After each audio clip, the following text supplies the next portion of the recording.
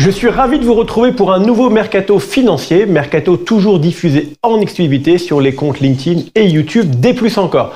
Pour commencer, nous allons parler de Stéphane Vontron. Il avait été pendant pas mal d'années chez JP Morgan. Il a rejoint Natixis IM en 2023 pour piloter la distribution retail et wholesale en France. Il élargit son portefeuille pour devenir directeur distribution et assurance France et Monaco. Un an après le rachat de la financière de l'Échiquier, LBPAM fait évoluer son état-major. Guillaume Lasserre devient directeur des gestions. Il remplace à ce poste Vincent Cornet qui prend en charge la stratégie tout en restant directeur général délégué. Enfin, Peter Arnold devient la directeur de la plateforme d'actifs privés européen. Cette plateforme est clé pour le groupe avec 9,5 milliards d'actifs sous gestion. Asset Management toujours, mais cette fois dans l'immobilier, Edmond Rothschild REIM annonce un nouveau directeur des partenariats, un ancien de Paref, Alexis Mijonac. Il va être garant de la mise en lumière de cette activité moins connue d'Edmond Rothschild auprès des CGP.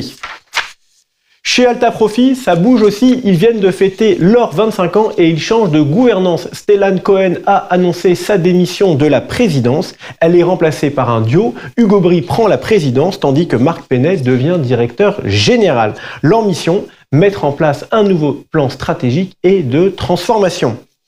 Ecofi est une société habituée de ce plateau. Vous avez l'habitude de voir Florent Vabon dans Le Point Éco. Il vient tous les 2 mois. Ils annoncent aussi une double nomination. Tout d'abord, Sarah Alamy, qui devient directrice marketing et communication. Elle est aussi membre du CODIR. Et nous avons Morgane Quinet, qui devient responsable communication interne. Double nomination aussi chez Candriam, société de gestion aux presque 150 milliards d'encours. Ils vont faire évoluer leur équipe de recherche avec à la fois une nouvelle chief économiste, Florence Pisani, et un nouveau deputy head of economist search de l'asset management, Émile Gagna. C'est un changement dans la continuité. Ils ont à eux deux plus de 40 ans de maison. Il a été le commercial star des unités de compte auprès des CGP chez la financière de l'Échiquier et chez Eleva. Nous avions annoncé son départ au mois d'octobre. A priori, notre rubrique a été fortement écoutée parce qu'il a juste après été appelé par Altaroc pour devenir son nouveau directeur du développement. Pour l'anecdote, Cyril ne va pas trop être dépaysé. Altaroc est dans le même immeuble qu'Eleva, un étage en dessous.